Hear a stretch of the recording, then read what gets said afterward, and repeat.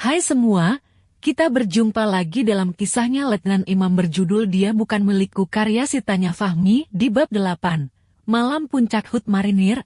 Sebelum menyimak, tolong bantu klik tombol subscribe, like, dan share, agar teman-teman yang lain bisa ikut menyimak kisah ini. Dan tekan tombol lonceng, agar kamu selalu dapat notif jika ada video baru dari author. Jika ingin baca buku secara lengkap, teman-teman bisa mengunjungi aplikasi KBMF. Terima kasih, selamat menyimak. Puncak peringatan HUT Marinir di Bumi Prokimal dimulai pada pagi hari dengan upacara apel dan laporan pelaksanaannya oleh Letu Habib Rohmadi. Selanjutnya adalah final pertandingan bola. Pertandingan bola merupakan permainan yang sangat merakyat, terbukti dari antusias penonton. Penonton yang datang tidak hanya dari kaum pria namun ibu-ibu dan anak-anak juga banyak yang hadir menyaksikan finalnya kali ini. Banyak pedagang dadakan di sekitar lapangan, membuat lebih semarak lagi.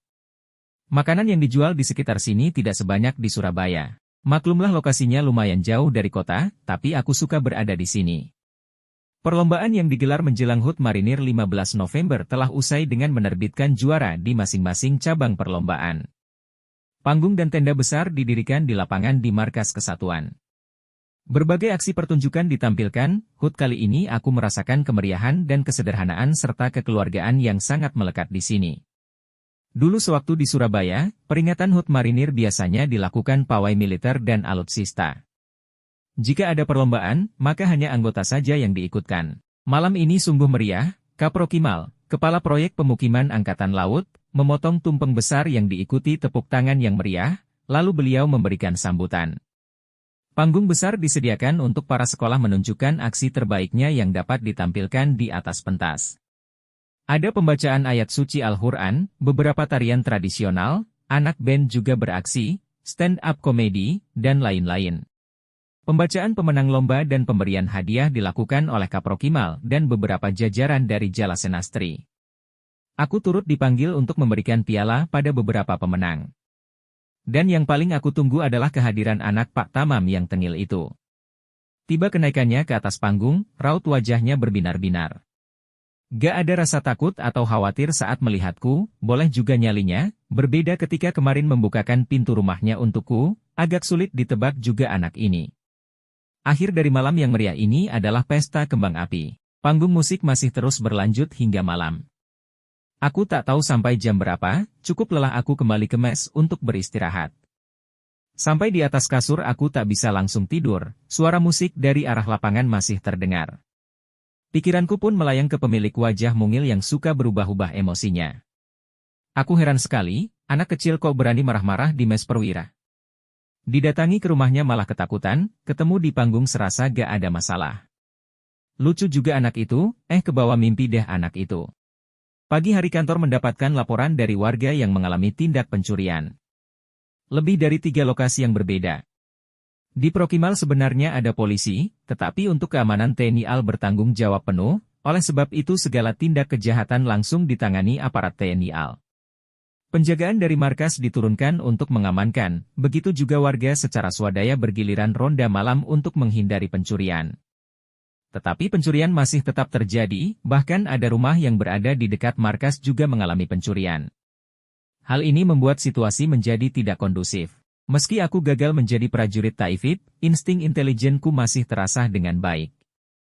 Aku segera menyusun rencana. Dengan mengantongi izin dari komandan, aku turun seorang diri mengintai pencuri.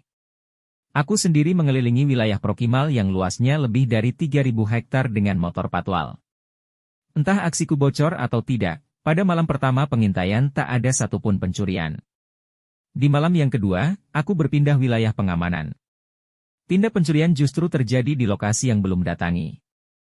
Aku mengatur siasat yang lain. Aku mendata wilayah yang sudah disatroni pencuri, lalu mendaftar barang-barang yang dibawa oleh pencuri, kronologis tindak pencurian, waktu pencurian, kemudian mencoba mendaftar nama-nama pemilik rumah yang sudah dicuri.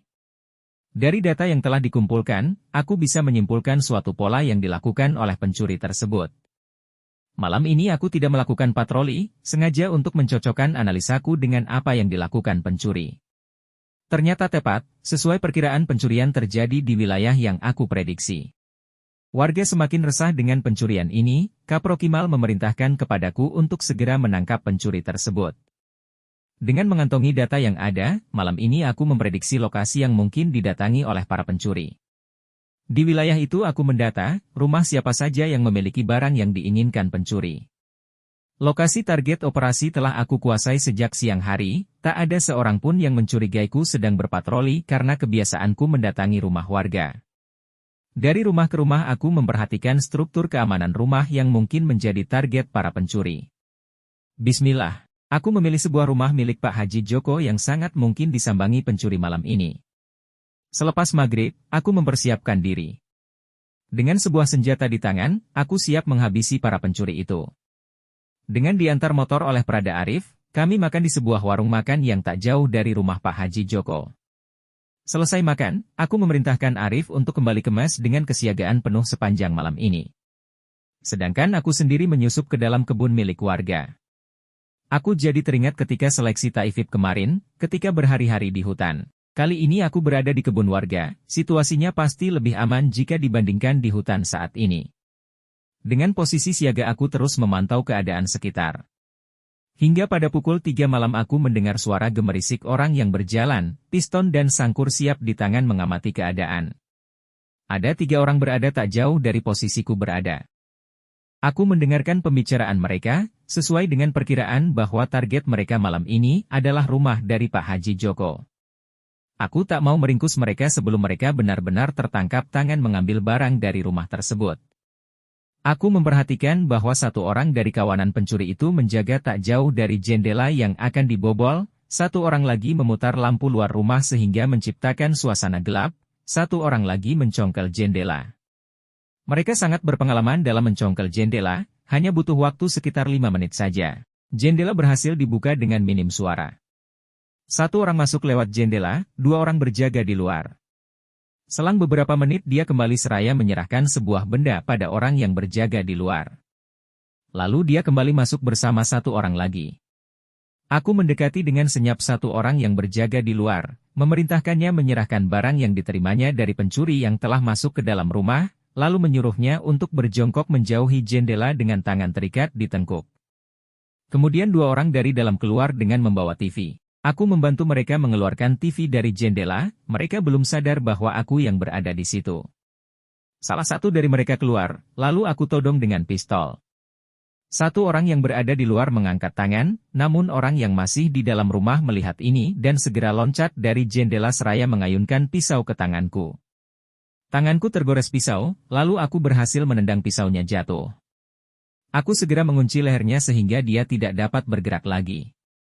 Satu orang yang belum aku lumpuhkan berhasil kabur. Meski dalam gelap aku berusaha membidikkan peluru ke arahnya. Duar. Satu peluru melesat melubangi betis pencuri yang berlari itu. Pak Haji Joko dan keluarga yang mendengar suara tembakan berhamburan keluar rumah. "Siapa kamu? Apa yang terjadi?"